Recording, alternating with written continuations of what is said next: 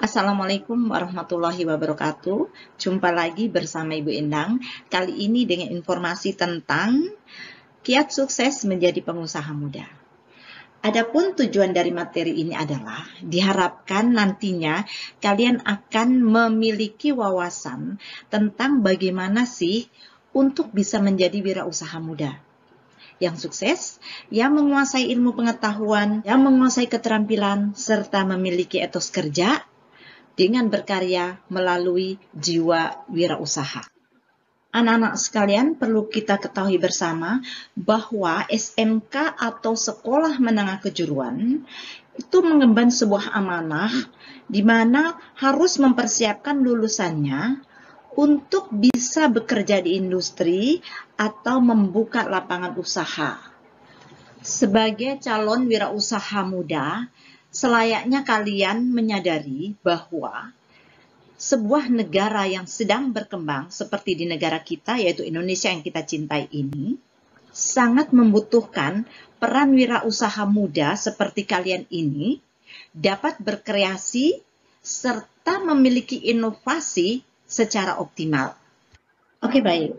Beberapa hal yang perlu kalian ketahui juga bahwa di dalam dunia usaha itu ada beberapa tingkatan, yaitu yang pertama adalah tingkat mikro.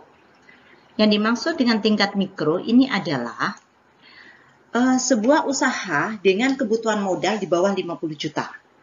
Ya. Kemudian yang kedua, tingkat kecil. Nah, untuk usaha tingkat kecil ini adalah usaha dengan kebutuhan modal di atas 50 juta, kisaran 50 sampai 200 juta. Selanjutnya, usaha tingkatan menengah. Nah, untuk usaha tingkatan menengah ini adalah suatu usaha dengan kebutuhan modal di atas 200 juta hingga 500 juta di luar aset pribadi. Yang dimaksud dengan aset pribadi itu adalah, seperti contoh, bila mana kalian membuka sebuah usaha dan tempatnya itu adalah di rumah orang tua. Nah, rumah itu termasuk aset pribadi, itu tidak termasuk di dalam kebutuhan modal yang sudah dikatakan tadi. Untuk mikro di bawah 50 juta, untuk usaha kecil kisaran 50 sampai 200 juta, sedangkan untuk usaha tingkat menengah itu kisaran modal yang dibutuhkan 200 sampai dengan 500 juta rupiah. Selanjutnya, untuk usaha tingkat besar. Nih ya, untuk usaha tingkat besar ini adalah merupakan usaha dengan kebutuhan modal di atas 500 juta. Selain tingkatan, di dalam dunia usaha ada juga jenis-jenis usaha.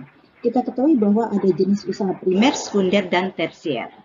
Yang dimaksud dengan usaha primer yaitu adalah bidang usaha yang produknya menjadi kebutuhan pokok bagi manusia, seperti sembako. Itu merupakan jenis usaha primer. Kemudian yang kedua, usaha sekunder. Nah, usaha sekunder ini bukan merupakan kebutuhan pokok, tapi penting bagi yang membutuhkannya, seperti sandal, sepatu, tas, kosmetik, ya. Bagi yang tidak membutuhkan, barang itu nggak apa-apa, tidak ada. Tetapi bagi yang membutuhkan, itu menjadi hal yang wajib seperti itu. Kemudian yang ketiga, yaitu kebutuhan tersier.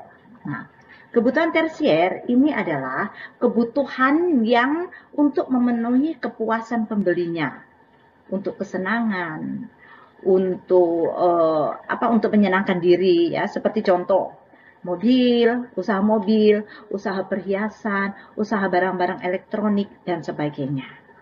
Jadi itu ya, kalian bisa membedakan bahwa ada jenis usaha primer, sekunder, dan tersier. Selanjutnya, watak atau karakter apa saja yang perlu dipersiapkan atau dimiliki oleh calon wirausaha muda. Yang pertama yaitu percaya diri, ya, percaya diri. Ya. Sebagai calon wirausaha muda harus memiliki percaya diri. Harus yakin pada diri sendiri bahwa saya mampu, saya memiliki kompetensi untuk itu. Kemudian yang kedua adalah optimis. Nah, sebagai calon wirausaha muda harus optimis, ya. Harus selalu berpengharapan baik di segala hal. Jangan selalu ragu pada diri sendiri. Jadi harus selalu berpengharapan baik untuk segala hal.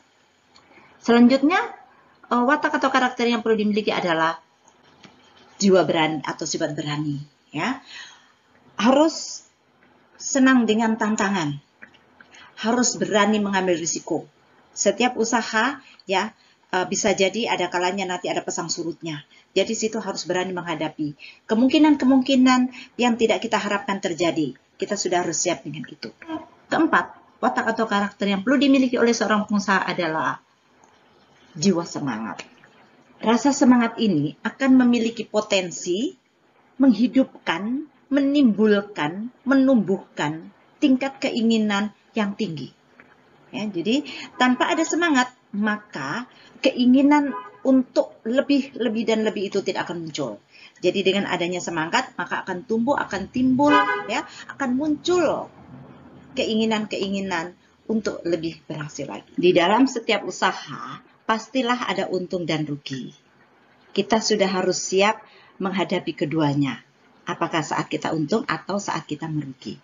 Apa sih keuntungan kalau kita menjadi pengusaha? Yang pertama, ya, kita bisa bebas, merdeka, mandiri karena kita tidak berada di bawah perintah orang lain. Kita yang menentukan, ya. Jalan tidaknya itu ada di tangan kita. Kemudian yang kedua, keuntungan kedua adalah memiliki kepuasan hidup. Sedangkan resikonya, apa resiko yang kemungkinan akan terjadi bila kita menjadi pengusaha? Yang pertama adalah ketidakpastian pendapatan. Ini adalah merupakan hal yang biasa bagi orang-orang berwirausaha, ya, yang namanya juga wirausaha. Ada kalanya pendapatannya meningkat, ada kalanya menurun, ada kalanya datar saja. Itu adalah resiko yang harus kita bisa terima. Kedua adalah kehilangan modal atau aset atau investasi. Ya, itu kemungkinan yang terburuk, ya, kemungkinan yang terburuk dari seorang pengusaha bisa terjadi akan kehilangan modal. Nah, untuk itu maka kita memang harus memiliki planning yang benar-benar luar biasa sebelum kita melakukan usaha. Kemudian yang ketiga adalah pengorbanan personal. Dalam hal ini, kalau kita memulai membuka usaha, kita harus rela, ya, mengorbankan keluarga terlebih dahulu. Artinya, mungkin pada saat awal waktu kita itu fokus kepada usaha kita. Jadi waktu yang harusnya libur, ya, kita gunakan untuk usaha itu di awal, ya. Segala sesuatu yang baru diawali itu pasti membutuhkan waktu dan tenaga yang ekstra. Kemudian yang keempat adalah beban tanggung jawab. Pastinya kalau kita usaha, karena namanya juga usaha sendiri, ya, kita harus memiliki tanggung jawab. Kita punya beban moral, kita punya beban tanggung jawab. Tentu kita akan berusaha bagaimana caranya usaha saya ini agar bisa berjalan terus, tidak akan macet, bahkan tidak akan mati. Lanjut, yang kelima, ya, margin keuntungan kecil pada waktu masa pertumbuhan. Nah, itu sudah pasti, ya, namanya orang usaha baru, itu pastilah, ya, keuntungannya itu awalnya kecil. Kalau kita telaten, ya, kemudian kita telaten, rajin, disiplin, lama-kelamaan keuntungan itu akan meningkat. Seperti itu. Dan kita memang harus sabar kalau kita usaha. Selanjutnya, kemungkinan menghadapi proses gagal. Nah, itu tadi sudah dikatakan di awal bahwa kemungkinan gagal di bidang usaha itu pasti ada. Namun semua itu bisa diantisipasi dari awal. Persiapan kita bagaimana sih trik dan tipsnya agar kita tidak gagal di dalam melakukan usaha. Tiba saatnya kita pada tips jadi pebisnis di usia muda. Menjadi seorang calon pebisnis, ini ada tips yang berasal dari pebisnis muda, yaitu Basuki Surojo. Beliau ini adalah merupakan CEO dari Airmas Group Indonesia. Menurut Basuki Surojo, kalau saya selalu bilang, kesuksesan itu adalah perjalanan. Jadi kalau lagi ada tantangan, mau mundur saja, maka berarti itu tidak niat jadi seorang pebisnis. Masih setengah-setengah. Jadi namanya kesuksesan itu harus banyak belajar. Demikian kata Basuki Surojo. Nah, tips yang diberikan adalah untuk menjadi seorang pengusaha muda. 1. Pantang menyerah. Jadi tidak menyerah ketika menghadapi sebuah tantangan. tetapi harus selalu berusaha mencari solusinya. Jadi ketika jatuh, bangun lagi. Jatuh, bangun lagi. Kemudian berikut, bisa memutar keuangan dan tidak konsumtif. Jadi maksudnya bisa mengatur keuangan. Ketika ada uang masuk, diupayakan bagaimana caranya uang ini bisa jalan dengan bagus. Bukan malah ketika uang masuk banyak, kita menjadi tingkat konsumtif kita juga semakin meningkat. Tidak seperti itu.